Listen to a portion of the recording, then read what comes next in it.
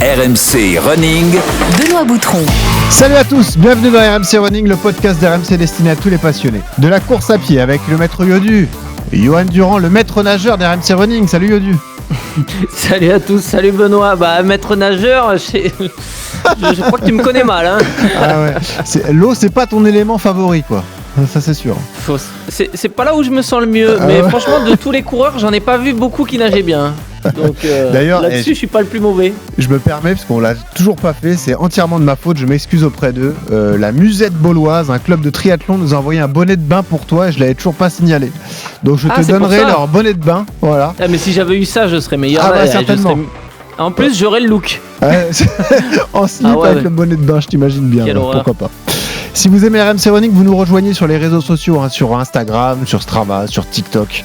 Vous allez sur les plateformes de téléchargement également, YouTube, Apple, Deezer, Spotify. Voilà, n'hésitez pas à suivre RMC Running, comme ça vous vous tenez au courant de toute l'actualité de nos podcasts.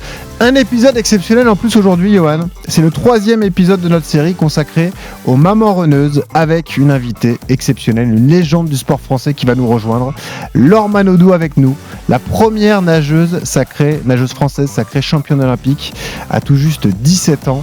Laure qui est maman de 3 enfants. On pourra parler de tous ces sujets avec elle. Quel est son rapport avec le sport aujourd'hui? Le plaisir dans la course à pied. Est-ce qu'elle aime vraiment courir et chausser les baskets? On en parlera. Oui. Et comment elle concilie sa vie de maman et sa pratique sportive. Voilà, on abordera tous ces sujets. Et qui dit invité exceptionnel dit cadeau exceptionnel. J'ai 2 cadeaux à offrir cette semaine. Le bon plan matos, ce sera des bottes de pressothérapie. Ça, c'est très utile pour la récupération. Ouais. Bottes de la marque Jolt. Ouais. On sera avec Émile Vucco, le cofondateur de la marque, qui nous rejoindra. Et puis un bon plan d'ossard. Un swimrun pour rendre hommage à Laure Manodou, le swimrun Côte-Sudland. Voilà, c'est chez toi aussi, Osgore, tout ça, toute cette côte magnifique. Des distances 20 km et 5 km. On vous dit tout en fin d'épisode. Enfilez vos baskets, enfilez le maillot cette fois-ci. C'est parti pour RMC Running. Laure Manodou est championne du monde du 200 mètres nage libre avec un record du monde pulvérisé. Il y a Laure devant et les 3 autres derrière sur la même ligne. Attention à Sandodo qui revient. Oui. Attention à Laure Manodou, peut-être champion olympique. Il ne reste plus qu'une quinzaine de mètres. À Sandodo qui revient, Laure Manodou qui va le faire. Elle accélère encore. Laure Manodou, championne olympique de natation. Jamais une Française n'a été championne olympique dans l'histoire de la natation. Une demi-longueur d'avance maintenant pour Laure Manodou sur ses 3 suivantes, sur Irene Rechak, sur Sandeno et sur Camélia Kotek également. Manodou poussé par le clan français, par toute la piscine d'antenne, une demi-longueur d'avance et ça va être historique. Laure Manodou qui va devenir championne olympique de natation. C'est la première fois qu'une Française est championne olympique. Oui, Laure Manodou championne olympique en 4:05:34. Ah oui, carrément. Oh, cette musique incroyable. Ça, c'est un bel accueil. Avoir des frissons dans les commentaires à une musique. Qu'est-ce que c'est que ça? Salut Laure, bienvenue dans RMC Running. Merci. Merci d'être là en studio avec moi. Je suis ravi vraiment de t'accueillir. Qu'est-ce que c'est que cette musique? Je la connaissais pas, merci de me la faire. Ah, c'est vrai en plus. Ouais. C'est génial, on va te retrouver ça. C'est dingue ça. Bon, c'est pas le meilleur moment de la prod. Ouais, certainement, ouais, c'est ça. Ouais. Laure, merci d'être là.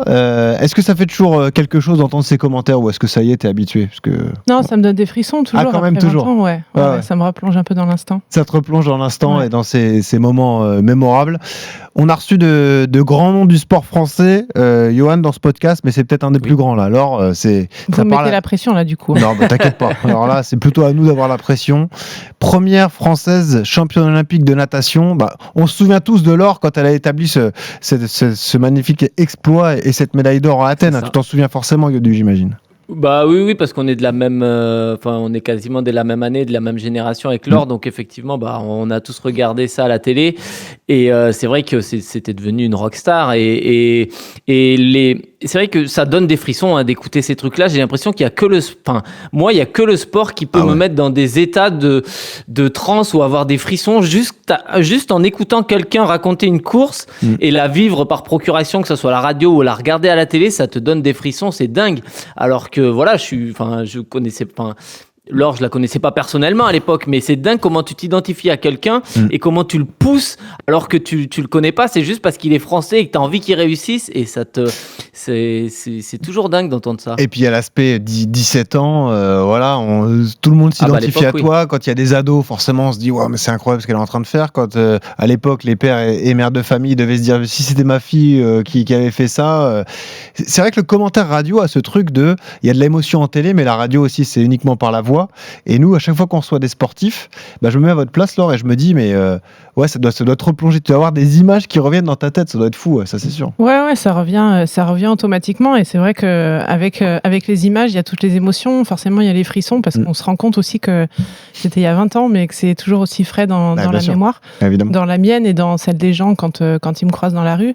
Et comme disait Johan, c'est vrai qu'il n'y a que le sport qui peut donner autant d'émotions aux gens, peut-être aussi les concerts, la musique, mais de se transcender pour quelqu'un d'autre à travers un écran ou juste en entendant la voix d'un commentateur, je trouve que c'est très puissant et ça nous amène à des énergies et des émotions très très fortes. Tu as connu le Graal très jeune, on le disait, donc 17 ans. Tu n'as pas eu que cette médaille d'or, tu as eu 3 médailles sur ces JO d'Athènes, donc tu étais au très haut niveau avant même ta majorité. Famille de sportifs au départ, ton papa et ta maman pratiquaient le sport à très bon niveau, donc toi tu as été tout de suite bercée dans cet univers sportif quand tu étais petite? Tout de suite, je pense que ça a fait partie de notre éducation. Mon père a fait du hand, était entraîneur de hand, ma mère a fait du badminton. Et au-delà de ces sports-là, en fait, nous, quand on rentrait de l'école, on allait forcément faire du sport, que ça soit une bagarre entre frères ou du basket dans le lotissement. Et c'est vrai que le sport a guidé notre vie et je pense que ça nous a donné certaines valeurs que les non-sportifs ne peuvent pas avoir, je pense. Pourquoi la natation ? La natation parce qu'on allait en Bretagne tous les ans en vacances en camping avec mes parents et c'était nécessaire de savoir nager. Donc on s'est dirigé comme ça et étant donné que moi j'ai 2 frères, c'était plus facile. Un grand, un petit. C'était plus facile pour mes parents de nous mettre tous les 3 dans le même sport et ça leur évitait de faire le taxi aussi trop souvent. Parce que ton grand frère est devenu entraîneur. Florent, tout le monde le connaît évidemment puisqu'il a fait une grande carrière lui aussi après toi. Forcément, la famille Manodou, ça parle à tous les Français, même quand on n'est pas fan de sport. Ce succès très jeune, parce qu'on t'en parle beaucoup, Laure Manodou, ça dépasse même le cadre du sport. C'est de la notoriété publique. Tu as vécu des choses qu'on ne devrait pas vivre à cet âge-là d'ailleurs, donc ça a dû te forger ton caractère forcément. Ça m'a mis une grosse carapace. Ouais, ça c'est sûr, forcément, mais ce mental de championne, cette envie d'aller tout arracher, tout gagner, tu l'as eu toute petite ou c'est à force de t'entraîner dans ces années-là que tu l'as développé? Et est-ce que tu l'as encore aujourd'hui quand tu participes à n'importe quel défi que tu te lances d'ailleurs? Je pense que le fait de vouloir gagner tout le temps, c'est déjà d'être dans une fratrie, donc avec 2 garçons, d'être au milieu et de devoir me faire ma place parce qu'il y avait beaucoup de bagarres tout le temps, même si c'était bienveillant, mais notre fratrie, même si elle est très très soudée aujourd'hui, et c'est souvent les retours qu'on a, il faut se faire une place quand on est une femme et surtout entre 2 frères qui sont quand même assez hyperactifs, donc je pense que j'ai développé un peu ce truc-là de la gagne grâce à mes frères et on l'a maintenu tout au long de notre vie finalement. Mais toi, tu as percé la première, parce que Florent est arrivé après, mais c'est toi qui as percé au plus haut niveau, en plus très jeune, donc ça a dû l'inspirer lui aussi, j'imagine d'ailleurs. Ouais, je pense que ça lui a montré le chemin, mais le fait de percer avant, j'ai 4 ans de plus que Flo, et en natation, en fait, les femmes sont plus précoces que les hommes, et du coup, moi, je suis partie de chez mes parents à 14 ans, donc mon petit frère avait 10 ans. Chez Philippe Lucas. Ouais, chez Philippe Lucas. Ouais. Et je vois aujourd'hui, moi, ma fille a 15 ans et je me dis, mais si jamais elle s'en va maintenant... Oui, c'est ça, bien sûr. C'est chaud, ça me fait un peu peur. C'est pas le cas parce qu'elle fait pas de sport de haut niveau, mais maintenant, ça s'ouvre beaucoup plus rapidement et les gens peuvent voir les potentiels dans les sportifs plus tôt. J'aime bien ce parallèle entre la natation et la course à pied, Johan, parce que quand on pense à ces sports, on adore les regarder quand il y a de gros événements, championnat du monde, Jeux olympiques, etc. Mais on a tous en tête que ce sont des sports de sacrifice. Ces sports tellement difficiles, des sports ingrats. La course à pied, on le sait, mais la natation, c'est le sport ingrat par excellence. Donc c'est particulier. Alors ça aussi, ça forge un caractère parce que c'est très dur. Tu as connu ça très jeune et il a fallu t'infliger des kilomètres et des kilomètres dans les bassins pour devenir la championne que tu es devenue. Je pense que ça fait partie de mon quotidien, donc je ne l'ai pas vraiment pris comme un sacrifice. Aujourd'hui, je pense que oui, si je vais nager, je me rends compte que c'est difficile, mais ça m'a permis aussi d'être dans ma bulle, comme je disais tout à l'heure, avec ma carapace, et d'être seule avec moi-même et d'être tranquille finalement, la tête sous l'eau, et que personne ne me dérange en fait. Ouais. On prend du plaisir dans la souffrance à l'entraînement, par exemple ? Non. Non, vraiment pas. Non. Ah, mais ça, c'est intéressant. On prend du plaisir en compète, mais on sait que pour aller en compète, il faut s'entraîner. Et moi, je connaissais très très bien mon corps et je savais jusqu'où je pouvais l'amener au niveau des entraînements. Et par exemple, quand Philippe Lucas me disait tu fais cette série-là, tu fais tel temps à tel moment, je savais que si je réussissais un super entraînement, les 2 d'après, je faisais plus rien parce que j'avais tellement bien réussi avant que je pouvais me permettre ça. Aujourd'hui, je pense avec un petit peu de regret, j'aurais pu aller plus loin dans ma perf, mais j'étais accompagnée comme ça et c'est ce que je méritais de faire à ce moment-là. Il y a ce système d'algorithme comme en course à pied, c'est-à-dire entraînement difficile, lendemain récupération, ou vu que c'est un sport porté, c'est un peu différent, tu peux mettre de l'intensité systématiquement. Comment ça marche d'ailleurs ? Non, je pense qu'on peut mettre de l'intensité. Alors moi, je suis pas coach, mais je pense que t'as été coaché des années. C'est pas mon métier. Ouais, bien sûr. Mais non, je pense que étant donné qu'il n'y a pas vraiment de choc physique, on peut nous enchaîner beaucoup plus rapidement.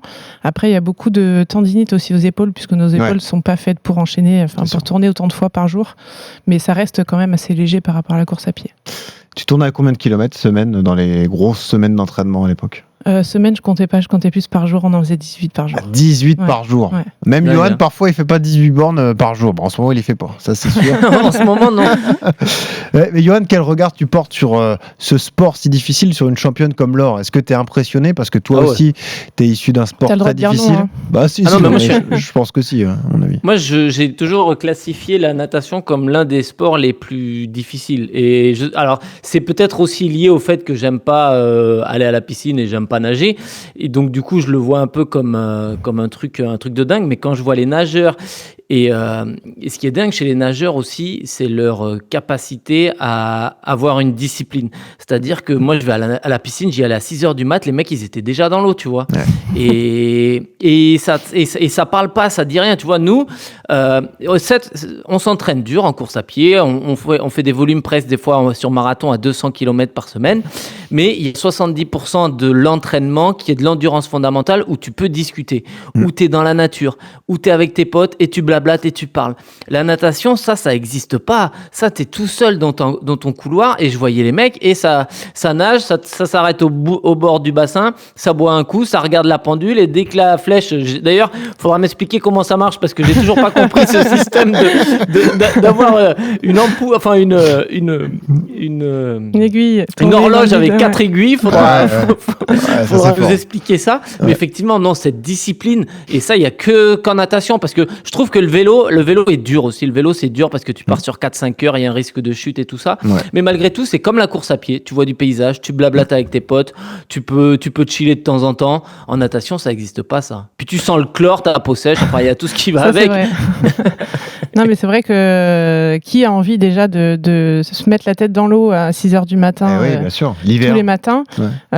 C'est vrai que c'est plus compliqué que la course à pied, mais en même temps, quand on a une personnalité à vouloir être tranquille et à faire la personne, c'est génial. C'est génial. C'est ça, ouais. Mais la motivation à aller dans l'eau tous les matins, c'est compliqué. Et en fait, moi, je me mettais en pilotage automatique, c'est-à-dire je déconnecte complètement mon cerveau, je ne réfléchis pas, je me lève, je vais nager et je fais mon truc en fait. En carrière, tu avais l'amour de ton sport quand même ? Ou c'était le palmarès, la gloire qui t'animait, le fait d'aller perfer, d'aller chercher des médailles et établir des records?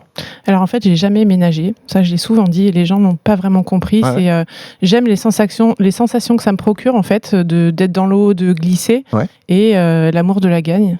Tout simplement. Ouais. C'est ça qui t'animait et qui te forçait à aller, enfin qui te permettait d'aller dans le bassin tous les jours. Quoi. Ouais, okay. Philippe Lucas derrière. Ouais, ça c'est sûr. On y serait tous allés là. Ça c'est sûr qu'on n'aurait pas hésité. Est-ce que tu aimes nager aujourd'hui?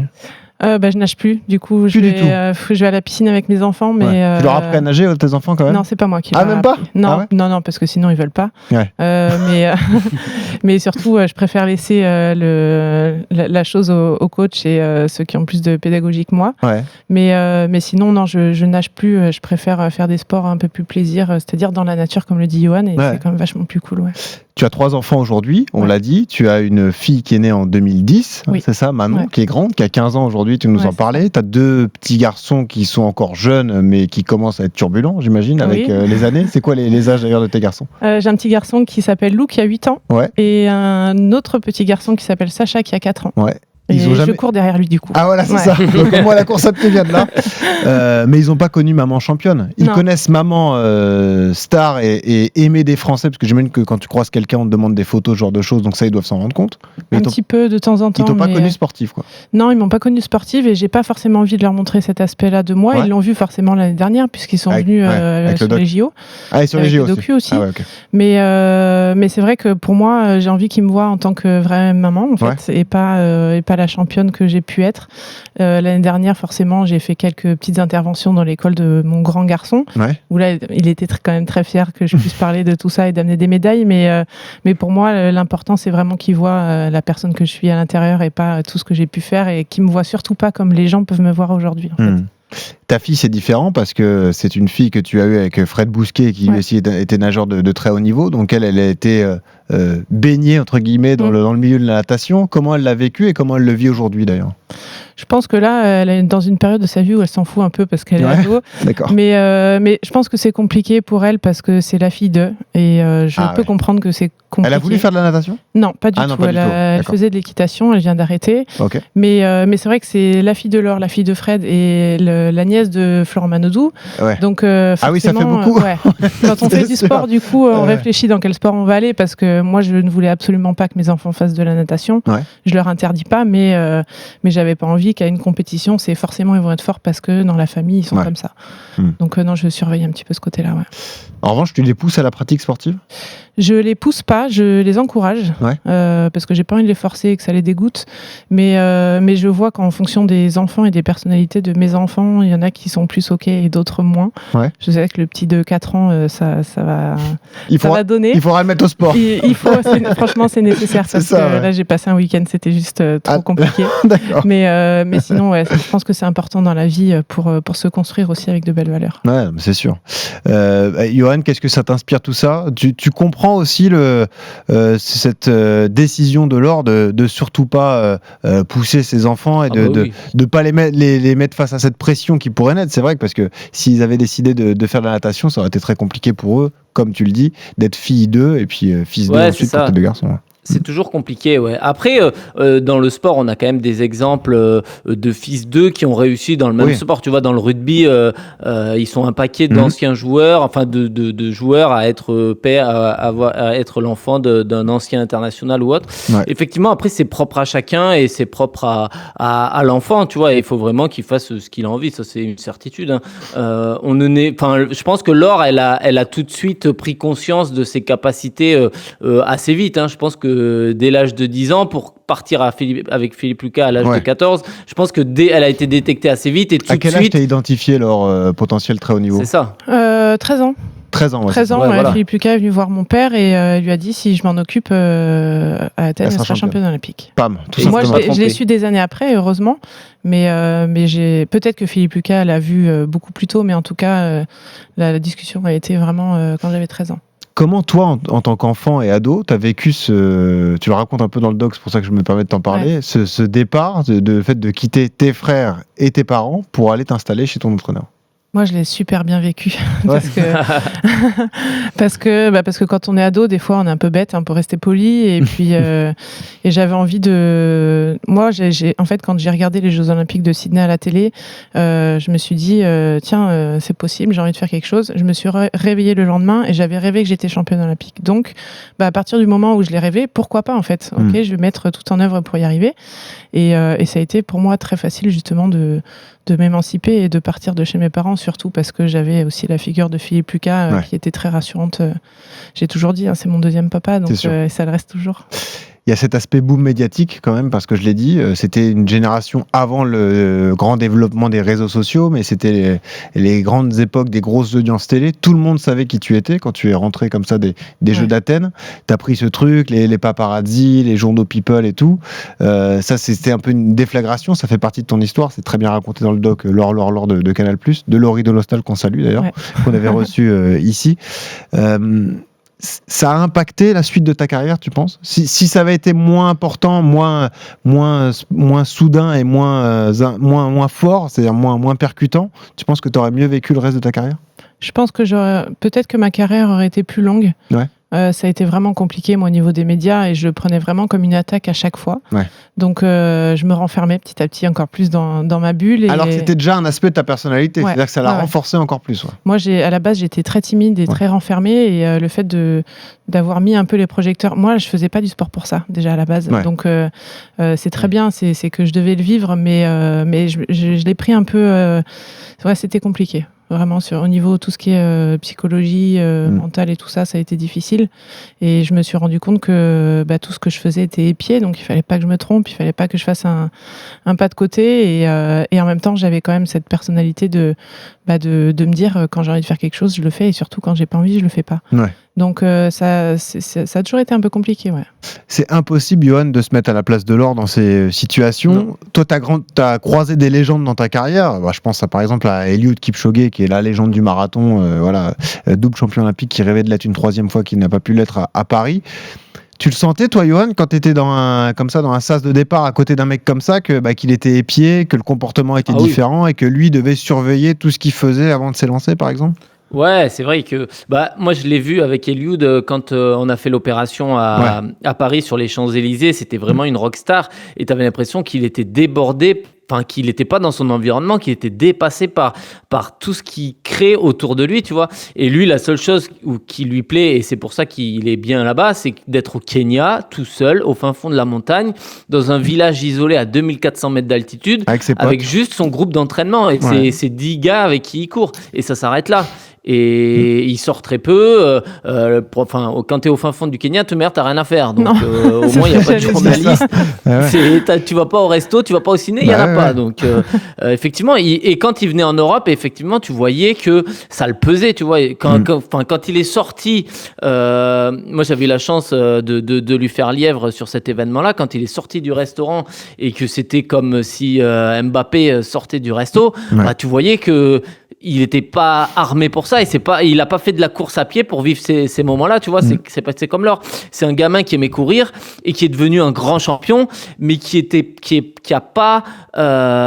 avait pas les épaules pour supporter autant de pression. Donc c'est pour ça que il vit au Kenya tranquillement avec son groupe d'entraînement. Ouais. Et ça, tu le comprends parfaitement, parce que nous, on se dit, avec tout ce qu'il a acquis, tout l'argent qu'il a mis de côté et tout, pourquoi il s'inflige ça d'aller encore dans son camp au Kenya avec ses pacers, etc., de continuer à faire ça. Mais toi, tu peux comprendre cette démarche. Ouais. Moi, j'adore m'isoler, j'adore passer du temps toute seule, donc je comprends. Et c'est vrai que quand il y a beaucoup de monde, moi, ça m'oppresse et ça me demande beaucoup, beaucoup, beaucoup d'énergie de donner aux gens et c'est pas ma personnalité, donc ça dépend vraiment des gens et comme Yohan le disait tout à l'heure, c'est vraiment propre à chacun et ça c'est personnel, on peut pas vraiment le contrer aussi et quand on est une personnalité comme ça, on se doit aussi de donner aux gens.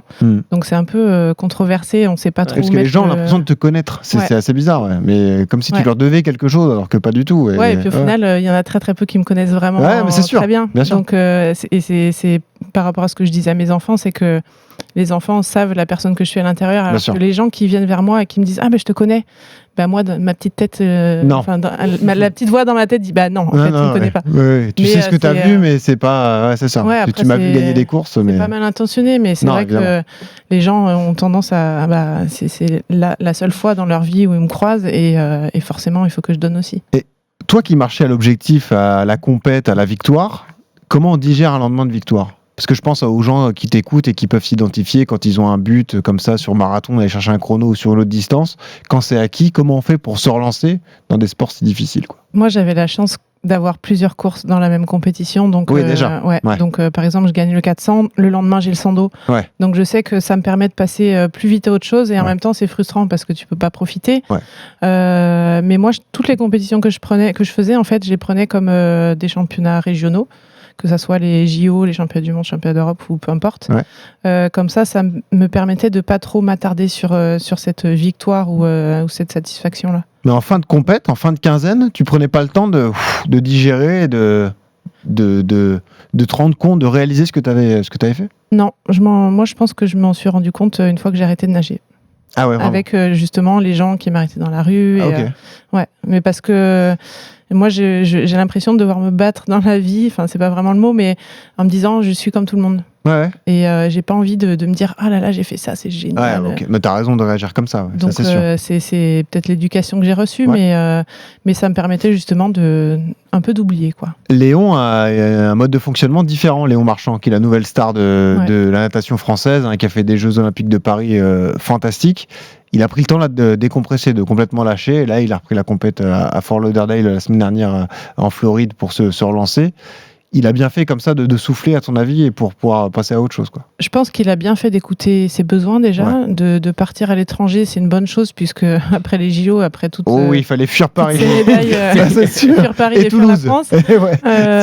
Mais je pense qu'il a eu besoin vraiment de couper et de se recentrer sur ce qu'il avait besoin, ce qu'il avait envie. Et l'année post-JO, c'est toujours super compliqué parce qu'on est très très attendu. Et là, je sais qu'il n'a pas forcément fait les perfs qu'il espérait, ou en tout cas ce que les gens espéraient de lui. C'est ça aussi. Et je pense que ça met une pression incroyable sur un sportif, et ça peut jouer dans tout ce qui est mental, et c'est pas forcément cool. Si on reparle de ton rôle de maman, je le disais, donc des âges différents, des problématiques différentes, une ado 15 ans, et puis ensuite 4 et 8 ans les deux garçons. Comment on s'organise ? Est-ce que, parce que quand on a des enfants en bas âge, surtout toi qui es très impliqué avec tes enfants, on s'oublie un peu et on fait passer les enfants avant tout.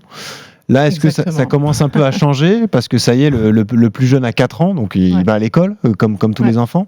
Est-ce que ça y est, il est à la maison. Ouais, c'est ça, t'imagines ? Non, je fais cours à la maison. Il est là, il est hyper actif et je m'en occupe tout le temps. Non, mais c'est sûr, mais est-ce que ça te permet de te relancer des défis sportifs, des défis professionnels ? Est-ce que tu es dans cette période-là et est-ce que tu es contente de vivre cette période-là aussi ? Ouais, je suis exactement dans cette période-là, puisque ma fille va passer en seconde, donc du coup, il y a un peu l'orientation qui se fait, où c'est pas la vie active, mais bon, tu te rends compte qu'il y a un peu plus d'indépendance. Et le dernier qui a 4 ans, qui est à l'école, et je me dis, en fait, maintenant, c'est à moi de prendre du temps pour moi. J'ai apprécié ces moments-là. J'ai apprécié aussi ce grand tunnel de presque 10 ans de ne pas savoir quoi faire. Et là, j'ai envie de retourner un pied dans le sport et de trouver un peu des challenges que j'ai envie de me lancer, parce que moi, je fonctionne que comme ça. Ouais, on a compris. ça s'en rend compte. Donc, j'ai envie de me faire plaisir et de voir aussi, même après des années, jusqu'où mon corps peut aller. Je sais qu'il ira pas plus loin. Ok. Je sais que je vais pas claquer des grosses perfs, mais j'ai envie aussi de tester mon mental, parce que moi je suis une passionnée de tout ce qui est psychologie mentale. Et, la santé mentale, c'est un sujet qui te passionne d'ailleurs. Ouais, santé mentale, bien-être et tout ce qui se passe dans la tête de l'être humain, pas forcément le sportif, mais pourquoi on part dans une direction et pas une autre. Donc c'est quelque chose qui m'intéresse. Mais t'as envie de t'investir on va reparler du sport dans un instant, mais de t'investir dans ce rôle de conseil aussi, parce que toi t'as traversé beaucoup de choses, plus que n'importe qui d'ailleurs, dans des domaines différents, mais d'apporter cette expérience à ceux qui se posent des questions et qui ont besoin d'aide. Ouais, j'aimerais bien. Le partage d'expérience, pour moi, c'est ce qu'il y a de plus riche. Même si on est tous différents, on a tous des réactions différentes, mais pour moi, après, tout est un problème de légitimité. Mais c'est vrai que si je peux aider les gens, c'est avec plaisir. T'en as marre d'être reconnue comme une championne olympique de natation, par exemple ? Ou pas ? En fait, moi, j'ai toujours eu du mal à dire. Alors, c'est déjà très compliqué de le dire. Je suis championne olympique. Pour moi, j'ai gagné une médaille d'or au JO. Parce que c'est ne pas se mettre en avant. Mais pour moi, c'est pas forcément le fait de gagner une médaille d'or au JO qui fait que j'ai cette passion pour l'être humain. C'est plus vraiment vouloir comprendre pourquoi les gens font tel choix. Tu nous parlais de défis sportifs, qu'est-ce que tu as en tête alors ? Qu'est-ce que tu veux faire ?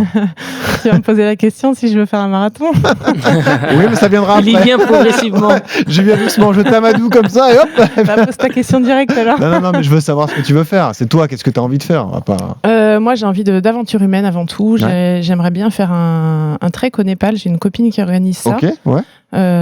Donc je me tâte. Tu vas tester ton mental là. Ouais, mais c'est de la marche, c'est pas de la course. Ouais, mais donc, bon, c'est dur quand même. Et c'est vrai que moi je suis longue à donner ma réponse. Tu prends le temps de réfléchir. Ouais. Moi je suis un diesel, il faut du temps. J'aimerais bien quand même, je vais rentrer direct dans le sujet, j'aimerais bien faire un marathon un jour.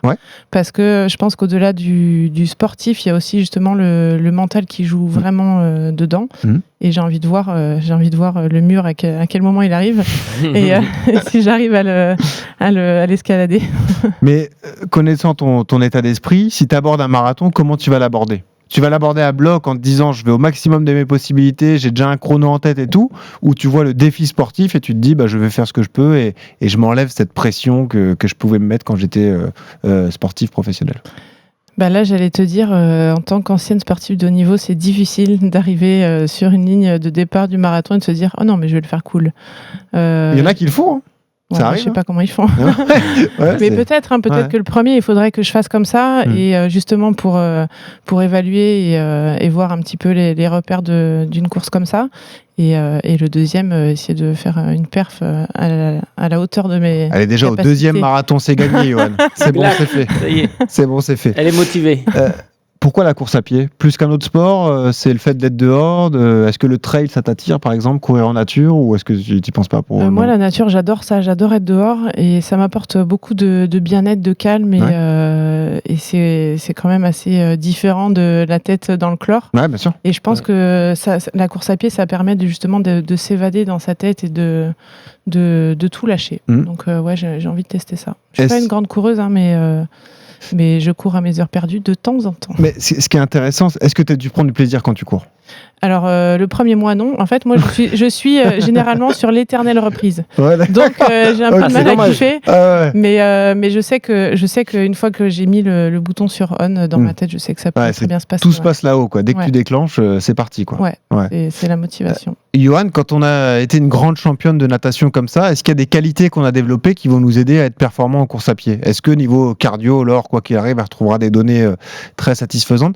Et j'imagine qu'il y a un écueil à éviter, c'est l'aspect musculaire, parce qu'elle n'a pas du tout été habituée à avoir ce type de contraintes, par exemple. Ouais, c'est ça. C'est ça. Le point fort de Laure, ça va être son excellent, comme tu le dis, cardio, hein, tout simplement. Quand tu as nagé pendant X années, elle a développé des capacités cardiovasculaires très intéressantes. Elle a une force musculaire. Alors, effectivement, dans les nageurs, c'est quand même beaucoup dans le haut du corps. Et la course à pied, le haut du corps, il ne sert pas à grand-chose. C'est plutôt le bas du corps. Mais malgré tout, elle est quand même assez solide. Et après, j'en parlais tout à l'heure, du point de vue discipline, ces gens-là, c'est des gens qui connaissent, qui savent se fixer des objectifs et comment y arriver pour les atteindre. Ça, c'est quand même des points forts très importants. Après, effectivement, l'impact articulaire, tous ces traumatismes, ils ne connaissent pas parce que c'est spécifique à la course à pied. Il n'y a pas la même sollicitation des jambes en natation. Donc là, c'est quelque chose qu'il faudra travailler assez rapidement. Mais malgré tout, le fait d'avoir ce cardio de base, j'ai compris. Ça va. C'est bon ça. Non mais en revanche, la muscu, t'en as fait tout au long de ta carrière et même dans l'adolescence. Donc quel rapport tu as avec la musculation ? Est-ce que tu aimes ça ? Est-ce que tu prenais plus de plaisir que dans le bassin ? Et comment tu voyais ça ? À l'époque, j'aimais pas grand-chose à part gagner, mais aujourd'hui, je prends plaisir à faire du sport. Ah, tu t'en fais quand même ? Ouais, dans une salle, je me suis inscrite, je fais des cours de body pump, des trucs ludiques. Et aujourd'hui, je prends plaisir à... C'est un peu bizarre de dire ça, mais à me faire mal dans le sport. Dans un autre sport que la natation, parce que j'aime bien la sensation d'effort vraiment et de transpirer et de voir jusqu'où on peut aller. Donc je pense que c'est quelque chose aussi que je peux retrouver dans le running. Est-ce que tu sens ce dont on a parlé avec Johan, ce cardio qui est toujours au rendez-vous, qui a tellement été travaillé que finalement que tu arrives à maîtriser facilement ? Est-ce que tu as toujours cette connaissance parfaite de toi-même ? Tu sais quelle zone faut pas dépasser, etc. par exemple ? Je pense qu'il a une bonne base, mon corps, à l'intérieur. Mais après, il y a 3 enfants en plus, 20 ans en plus. C'est un peu rouillé. Ça sera pas forcément pareil, mais je sais que moi, je dirige beaucoup mon corps avec le mental et je sais que si je lui demande de faire un truc, il le fera. Donc je sais que oui, il y a quand même une bonne base. Qu'est-ce que tu accordes comme importance au regard des gens quand tu te lances un défi sportif, quand tu vas faire un footing dans la rue, si on te reconnaît, quand on te croise, quand tu as fait quelques défis aussi comme ça, sportifs, défis aventure. Comment tu l'as vécu ça, le fait que les gens se disent « Oh, il y a Laure Manodou à côté de moi ». C'est super compliqué. Ah, c'est compliqué. Pour moi. Parce que les gens ont tendance à penser que tu es champion olympique et donc tu vas être fort dans tous les sports. Et du coup, c'est aussi pour ça que moi, j'ai pas fait le marathon pour tous. C'est aussi pour ça que après ma carrière, j'ai voulu faire du tri, mais je l'ai pas fait parce qu'à partir du moment où j'ai commencé à le dire, dans l'eau, ah bah tiens, on te file une licence, on fait ci, on fait ça. Tiens, viens chez nous, fais ça, telle marque, tel truc. Et c'est vrai que je le vis pas forcément très bien parce que moi, j'ai envie d'un côté de faire du sport plaisir et pas compète. Et en même temps, quand t'as quelqu'un quelqu'un qui double et qui dit je suis en train de doubler l'Armanodou, et moi qui déteste perdre, j'ai pas envie qu'on me double. D'accord. Donc c'est assez compliqué à gérer. Ouais. Donc c'est pour ça qu'un marathon à l'étranger, ça serait mieux qu'en France. Oui, voilà, parce qu'au moins on te laisserait tranquille dans ta bulle et tu pourrais te préparer et faire ta course tranquillement. Ouais, exactement. T'as tout noté, Yodu, coach? Oui, je note. Bon, tu vas l'encadrer. Alors c'est 3 mois de décision, donc avec plaisir. On ouvre les négociations, mais bon, écoute, t'as le profil en tout cas pour réussir et pour t'épanouir sur cette distance, ça c'est sûr. Et tu cherches un défi mental, là tu vas le trouver, c'est sûr. Ouais, c'est sûr. Et puis je t'annonce les larmes à l'arrivée, là, c'est sûr. Ouais, mais moi je pleure souvent. Donc voilà. Alors au SMI déjà. Ouais, c'est ça. Et dernier mot, parce que c'est le sujet qui nous intéresse. Là, on parle à beaucoup de mamans reneuses. On a fait plusieurs épisodes. On a fait des championnes de course à pied la première fois. La deuxième fois avec des mamans d'enfants à différentes périodes. Donc on l'a dit, des très jeunes enfants, l'adolescence et puis également la primaire. Comment tu concilies ça, toi? Comment tu gères tes enfants au quotidien? Est-ce que tu fais du sport en milieu de journée? Comment tu t'organises alors? Alors moi, je jette tout le monde à l'école, les 3, et juste après, je vais faire du sport parce que pour moi, c'est plus intéressant de le faire le matin et ça me donne plus d'énergie pour continuer la journée. Laure, c'était passionnant de te recevoir. Merci beaucoup d'être venu dans RMC Running. Merci. Maintenant que tu nous as dit que ça t'intéressait, on va pas te lâcher. Tu nous connais quand même. C'est ça le problème, c'est que ça y est, tu nous as sur le dos comme ça, comme les paparazzi à l'époque. Je vais courir demain du coup. Voilà. Non, mais écoute, prends le temps de réfléchir à tout ça, mais si tu veux te lancer dans ce beau défi, être encadré, nous, on adorerait comme ça t'accompagner et t'emmener vers la meilleure perf possible. Parce que j'ai compris que le mental était toujours là. Un peu. Bon, on va y arriver. Ça, le challenge. Là, il n'y a pas de doute. Il n'y a pas de doute. Bon, merci Laure d'être venue dans RMC Running. Merci, bonne Yoann. pratique sportive. La bise à tes 3 enfants, voilà, qu'on embrasse également. Merci Maître Yodu pour cette participation, pour ces conseils aussi donnés. Et toujours ce conseil pour terminer, quand vous courez, souriez, ça aide à respirer. Salut à tous.